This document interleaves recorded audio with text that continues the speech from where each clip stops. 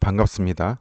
오늘은 그 삼국지의 수많은 영웅들 중에서도 일본 사람들이 가장 좋아하는 영웅 조조죠. 이 조조의 그 왕릉이 2008년도, 2009년도에 그 중국에서 발견돼서 발굴되었죠. 그래서 이 조조의 그 고능의 그 숨겨진 비밀에 대해서 방송을 시작하도록 하겠습니다. 중국 허난성, 하남성이죠. 안양시에서 이 왕릉을 발굴해서 488점의 유물을 발굴하였습니다. 조조의 그 동상입니다. 대규모 발굴이었는데 어, 이것을 그 중국 정부에서는 남자 유해를 감정한 결과 60세 전후다라고 해서 66세, 65세에 사망한 조조의 일기와 같다라고 이렇게 뉴스에도 나오고 중국에서는 이 안양 조조의 그 고능이 사슬이다라고 정부에서 확인을 하였습니다. 이 하북성, 이 하남성, 이 안양시가 바로 여기입니다. 하남성 안양시 여기서 이제 그 조조의 무덤이 발견이 됐는데 역사적 사실하고는 굉장히 그 부합합니다. 이 조조의 고릉 위치가 아주 그 조조가 사망했던 곳하고 아주 부합하죠. 조조의 그 초성화입니다.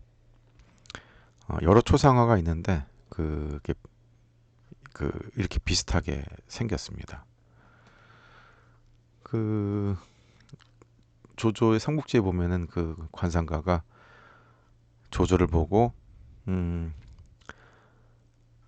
태평성대 때는 간신이고 난세 때는 영웅이 될 상이다라고 얘기를 한 얼굴입니다.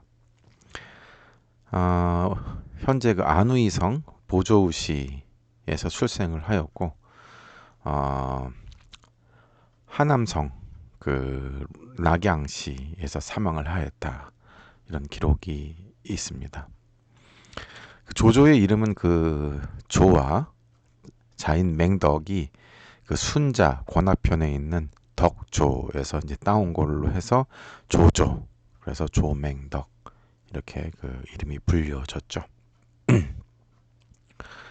왼쪽에 있는 것이 이제 그 요번에 그 발굴된 그 왕릉에서 고릉에서 나온 그 위패들입니다.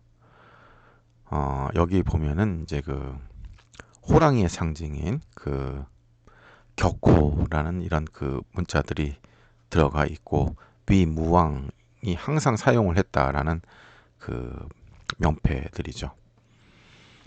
그래서 이제 이 그 위무왕은 추전 황제로서 묘호는 태조이고 시호는 무황제이며 사후에 아들인 조비가 추전을 하였습니다. 본인은 이제 그 한나라를 멸망시키고 위나라를 건국하였기 때문에 명목상으로 자기가 한나라의 신하로서 그 왕을 죽이고 한나라를 멸망시켰기 때문에 스스로는 황제를 올라가지 않았습니다. 아들 조비가 황제로 승격시킨 것이고 이게 그 조조왕묘의 사당입니다. 아주 뭐 어마어마한 규모이죠. 2009년도 12월 달부터 발굴을 이렇게 시작을 하였습니다. 이렇게 뭐 박물관도 이렇게 지어가면서 대규모로 이렇게 그 박물을 발굴을 하였습니다. 근데 사실은 그 조조는 그 위나라의 이름을 봐서도 알겠지만 선비족의 후예죠. 선비족은 우리 동이족의 일개라고 25개 정사에 여러 곳에 기록이 되어 있습니다. 사실은 이 조조도 우리 동이족임을 알 수가 있죠. 그래서 아마 이 규모들 이 사진에 보시면 아시겠지만 어마어마한 규모로 발굴을 하고 짓고 아주 뭐 떡볶임에 제사를 지내고 있습니다. 대규모 그 박물관을 지금 만들었고 이게 그 입구입니다. 조조 고능 해가지고 이렇게 입구이고, 이 안에 이제 그 무덤 안에 들어가게 되면 석실이죠. 여기 이제 광장입니다. 조조 고능의 광장이고, 저 뒤에 이제 박물관도 짓고 있고, 건설 현장이죠.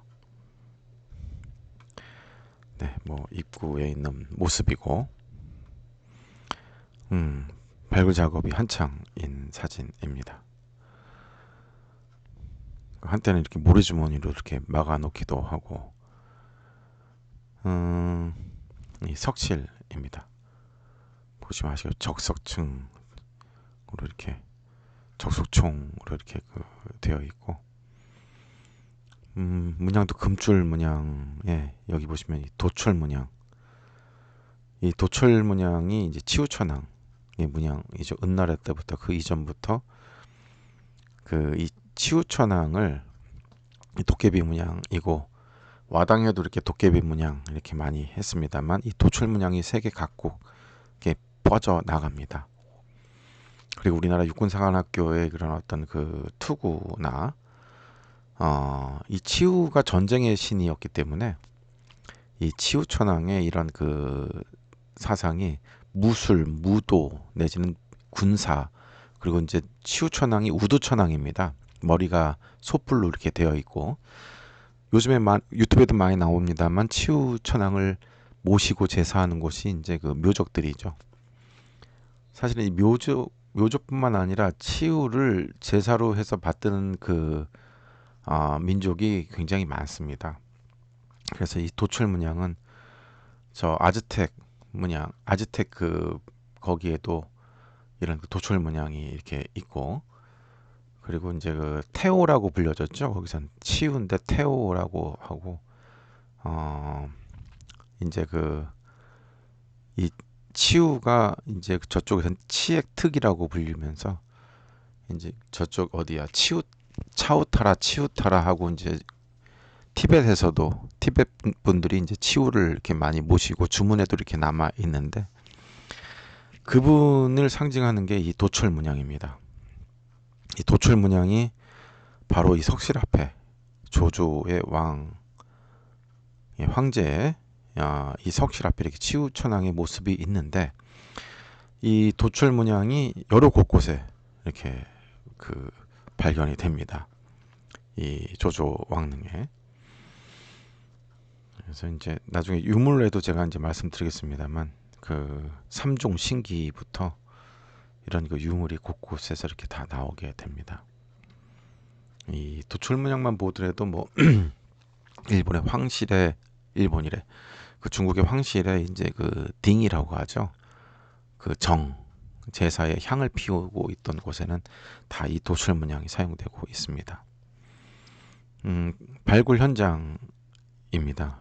대대적으로 이제 발굴을 시작한 그곳이고, 여기가 이제 석실의 입구입니다. 이 지표면으로부터 한 15m 그 지하라고 합니다. 굉장히 얕게 지어졌다. 이제 이런 게 나중에 논란이 된 원인인데, 15m 지하에 이렇게 석실이 있습니다. 석실 입구이고요. 이 오른쪽에 있는 게 이제 그 조조의 그 관이 있었던 곳입니다. 방입니다. 석실방이고, 이게 이제 그 위무왕 상시 착용을 했다라는 그 위패죠. 여기 이제 혹격이라는 그 호랑이의 그 상징도 들어가 있고, 호랑이의 상징이 이제 뭐 그 조조가 사용했던 칼부터 모든 이런 그 무기라든가 이런 거에 호랑이를 이미지를 넣었다고 합니다. 호랑이를 굉장히 좋아했는가 봅니다. 이 조조가 이제 사용했던 그 옥패고, 그리고 이제 허리띠입니다. 허리띠에 그 이제 연결하는 거죠. 요대를 연결하는 그 장식이 버클이죠, 버클. 그리고 이제 조조가 사용했던 귀걸이, 금으로 되어 있는 금이고, 이것이 조조가 그 뭐 술을 떠서 뭐 할 때 썼던 국자이죠. 조조가 사용했다고 이렇게 딱 나오는데 조조의 유물들을 이렇게 직접 보니까 참 대단합니다. 역사를 1000년을 뛰어넘어서 이렇게 조조가 직접 사용했다고 하니까 참 이것을 지금 우리 후대 사람들이 이렇게 친견하고 목도를 한다는 것이 참 역사적으로 의미가 있습니다. 이것은 순금으로 만든 바지 단추입니다. 이것이 사실이라면 조조가 바지에 이렇게 단추를 달 때 이 순금으로 된 바지 단추를 사용했다는 것이죠. 그리고 우편 이거 머리나 이렇게 낄 때 이빨 모양으로 이렇게 만들었다고 짐승의 호랑이의 이빨이겠죠. 상징이 이빨 모양으로 이렇게 만들었다고 합니다. 이거는 조조가 사용했던 돌베개입니다. 위로석이라고 하는데 실제로 여기 위무왕이 사용했다는 글자도 이니셜에 적혀 있고 그래서 이제 학자들은 조조가 나중에 머리에 풍이 오죠. 정신병이 옵니다. 이제 그때 누구야 자하선인이죠. 자하선인을 이렇게 죽이면서 자하선인의 죽진 않죠. 사실은 그때 죽이려고 한 걸 알고 승화되면서 도수를 부려서 이제 사라졌다고는 나오는데 삼국지 연의는 그때 이제 그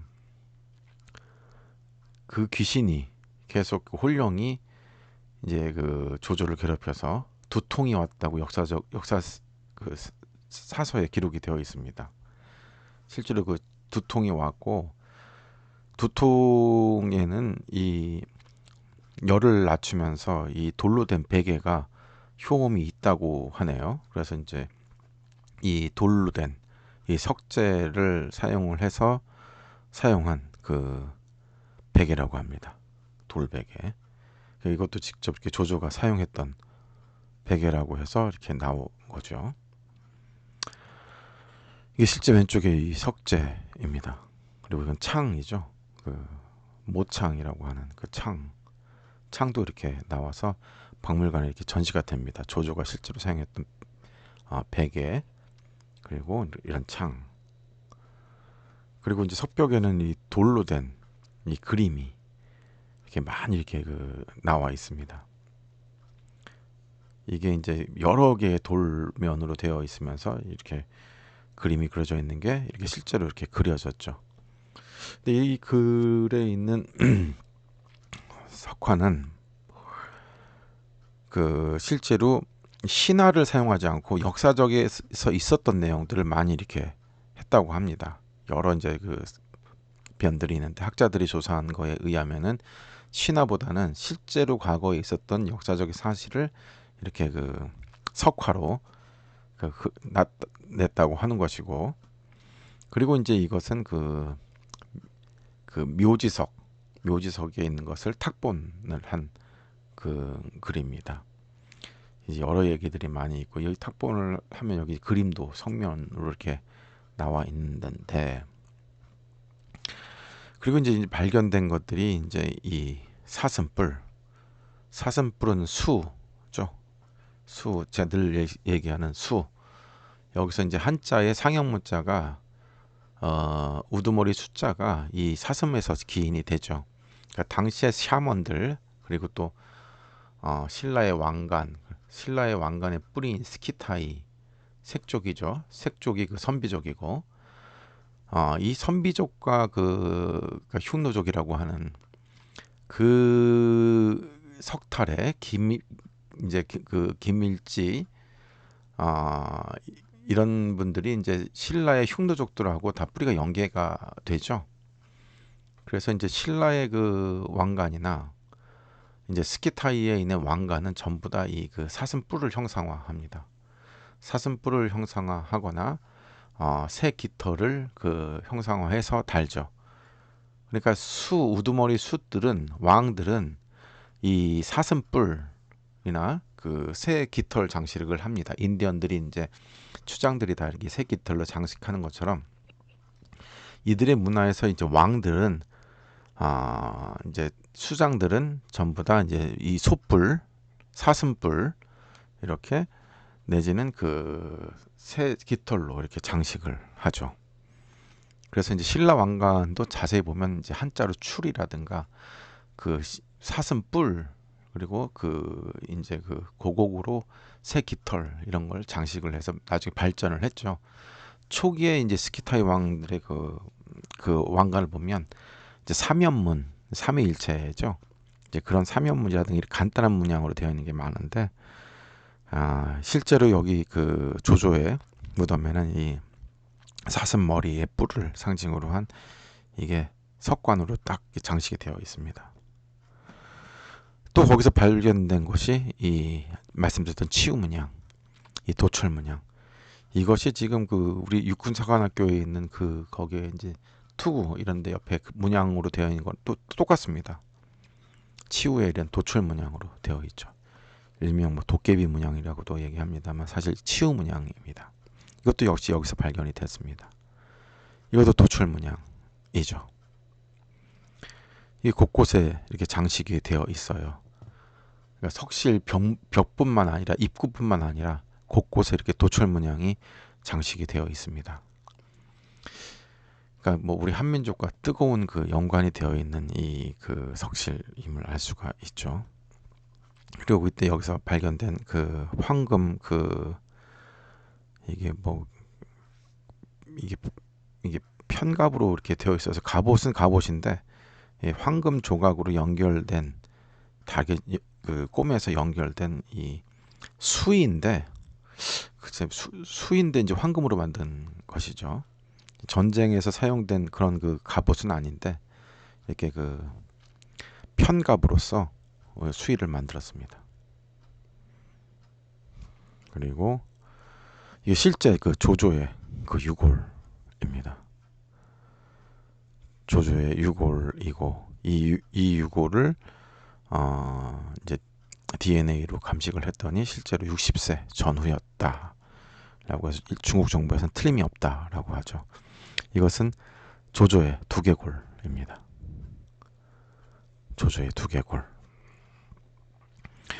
그리고 이제 이 와당은 한나라 때 후한 시기의 와당이다라고 해서 중국 정부는 이 무덤의 시기를 이 와당을 봐서도 한나라 후기 때 와당의 양식과 동일하다. 그래서 이것은 조조의 무덤이다 이렇게 얘기를 하고 있습니다. 여기서 이제 이게 청동거울입니다. 경대라고 쓰여 있죠. 녹이 슬어 가지고 이제 지금 이렇게 불러 올렸지만 이게 거울입니다.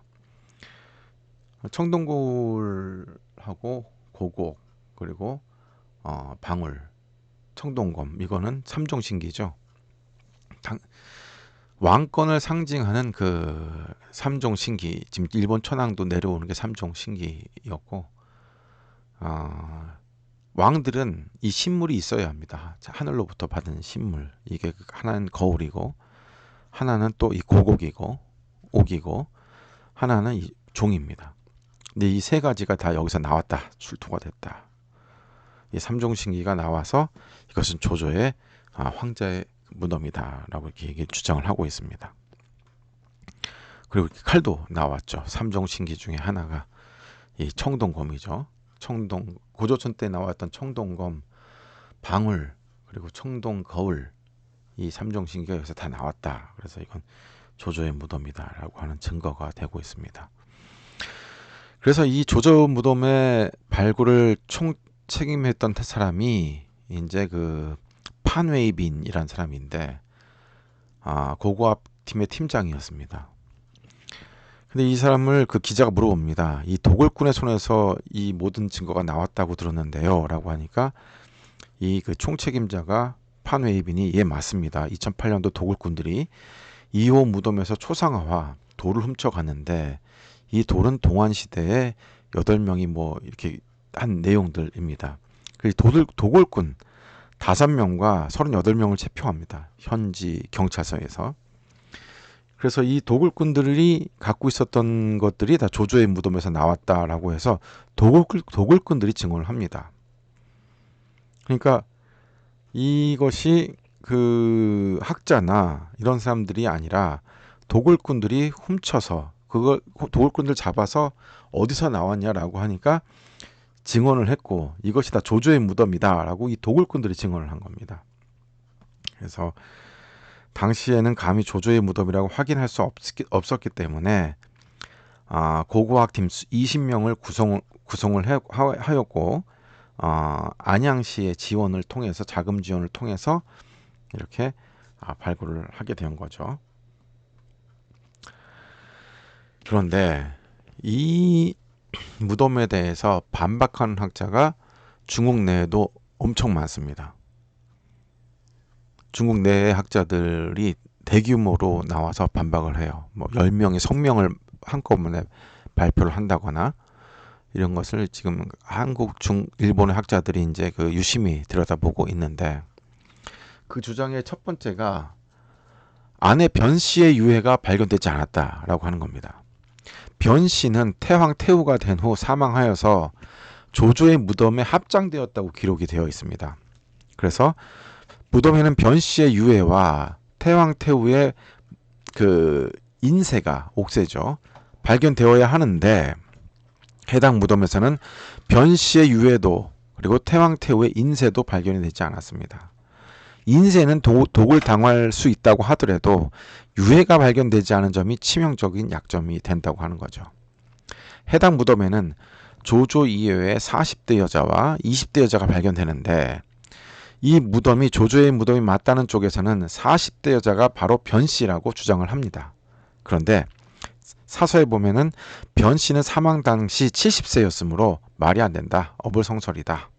또한 조조의 무덤에 다른 여성들이 합장되었다는 기록도 없었는데 40대 여자와 20대 여자가 나온 거죠.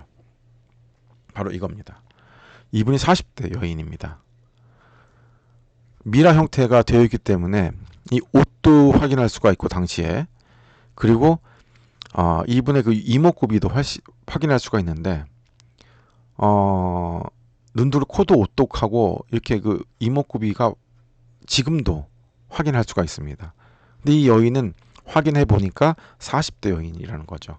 따라서 변씨 태후가 아니다라는 것이고 또 같이 발견된 그 이분인데 이분이 20대죠. 그래서 여기서 발굴된 그 유구가 그 사체가 세 군데 조조인 아까 그 유골 상태 봤죠. 나머지 이분들은 미라 형태예요. 여성들이. 그래서 확인을 할 수가 있었죠. 그래서 이분은 20대고 이분은 40대다. 그래서 변 씨는 70대이기 때문에 확인이 안 된다. 당시 이제 뉴스를 보면 나옵니다.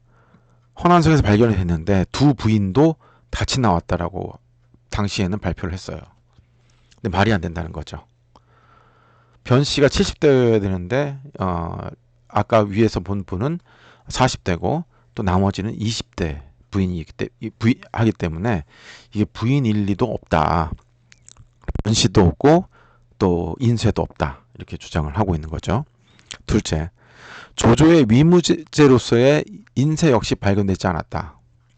조비가 황제가 되고 조조를 위무제로 추존한 후에 조조의 무덤은 조조의 유언에 따라서 검소하게 만든 것이고 조조의 무덤 자체를 화려하게 꾸미거나 하지는 않았지만 그 앞에 석실을 추가로 만들어서 금으로 만든 인쇄를 보관했다는 기록이 있습니다.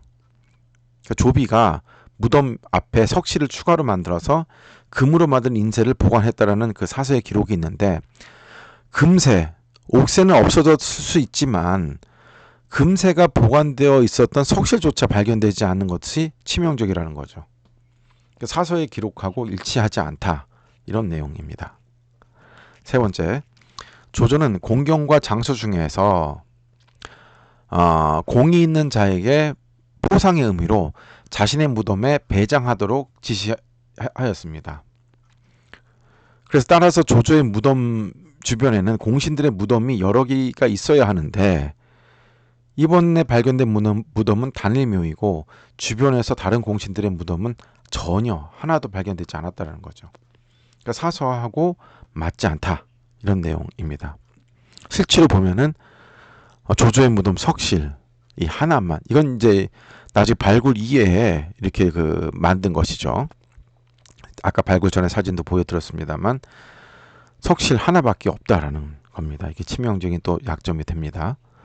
넷째, 조조의 무덤이라는 곳에서 진주와 만호 등의 구슬이 출토되었다. 조조의 무덤이 맞다는 쪽에서는 그 정도의 유물이 나온다고 해도 충분히 검소한 무덤이라고 주장을 하지만 기록에는 단순히 검소하게 장례를 지냈다고 한 것이 아니라 조조의 유언에 따라 구슬 종류는 전혀 넣지 말라고 이렇게 기록이 되어 있는데 진주와 만호가 구슬이 현장에 출토된 것이죠. 이건 역사적으로 배치가 된다 이런 내용입니다. 실제로 이렇게 이게 나온 수정 구슬입니다. 이 수정 구슬인데 한 0.9mm 이게 1cm 정도 되는 건데 전문가들은 이 수정의 구슬을 입 안에 이렇게 넣었다. 입 안에 넣은 구슬이다. 이렇게 추측을 하고 있답니다. 자, 이게 수정 구슬이 나왔고 또 하나는 만호입니다. 이 만호가 또 나왔어요. 이 구슬들이 나왔다라는 겁니다. 직경 3.7mm 짜리가. 그래서 이것은 사서하고 기록하고 맞지 않다라는 것입니다. 다섯째, 해당 무덤은 구조 자체가 후한 시대의 천자나 왕의 무덤 양식과 맞지 않다. 이게 문제는 뭐냐면은 이게 후한 말에 등급이 있는데 고등급 묘장의 특징을 갖추고 있다는 겁니다. 그래서 이제 맞다라는 쪽은 야 고등급이라고 해도 뭐 예우를 다한 거 아니겠느냐 이렇게 지금 얘기합니다만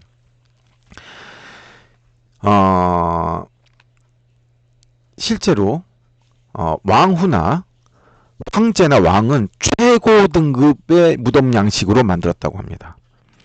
아무리 간소하게 할 수 있다 하더라도 무덤의 구조를 낮은 등급으로 만들었다는 것은 조조를 격하했다는 의미가 되기 때문에 이거는 조조가 천자의 예에 따라 안장되었다는 사서의 기록하고도 어긋난다 이렇게 다투고 있습니다. 그래서 이제 조조의 권위에 맞게끔 이렇게 만들었어야 되는데 그렇지 않다라는 기록인 것이고 실제로 천자의 예에 따라 그런 기록하고도 배치가 된다라는 거 치명적인 약점이 되고 있습니다. 여섯째, 해당 무덤에서 출토되었다는 석패가 실제로 학자들이 조조 무덤에서 발굴한 것이 아니다라고 합니다.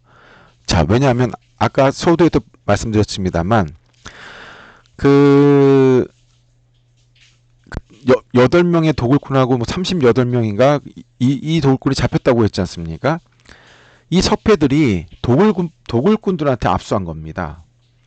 그래서 도굴을 거기서 했다는 진술만 받은 거기 때문에 뭐 사실은 그들 영업기밀에 해당하는 다른 곳에서 발견되었거나 위조된 것이 아닌지 의문을 제기할 수밖에 없다. 또 실제 학자들은 당시의 서체하고도 맞지 않다. 현대식 서체다라고 의문을 제기를 하고 있습니다. 그리고 조조 무덤이라는 벽돌 무덤에서 출토되었다는 위무왕이라는 이 문구가 위조됐다. 이렇게 지금 얘기하고 있는 거죠. 왜냐하면 조조는 위무왕이라는 호칭을 사용한 적이 없기 때문이라고 합니다. 조조의 시호는 어디까지나 무왕이지 위무왕이 아니었다. 이렇게 주장을 하고 있습니다. 그래서 지금 사실은 이러한 진위 논란이 완전히 해소되지가 않았고 명패의 위조 가능성이 이렇게 뉴스에도 나왔습니다. 그러니까 중국에서는 지금도 조조의 고능이 다시 조사되어야 된다라는 이런 학술적인 그런 대립이 지금도 일어나고 있습니다. 자, 여러분들은 어떻게 생각하시는지요? 이것이 진짜일까? 아니면 일부 학자들이 주장하는 이건 천자의 능이 아니고 제후의 능이다. 이렇게 주장하는 내용이 맞는가? 아니면 그 사서에 기록된 것처럼 그 조조는 사서가 아닙니다. 사실 삼국지 연의에서 그게 나오죠. 자신의 그 무덤이 도굴될 것을 염려해서 72개의 능을 만들어 놨다라는 그런 주장을 믿으시는지요. 그래서 오늘은 이 삼국지 영웅의 그 하나였던 조조의 왕능에 대해서 저희가 한번 그 공부해 보는 시간을 갖도록 하였습니다. 감사합니다.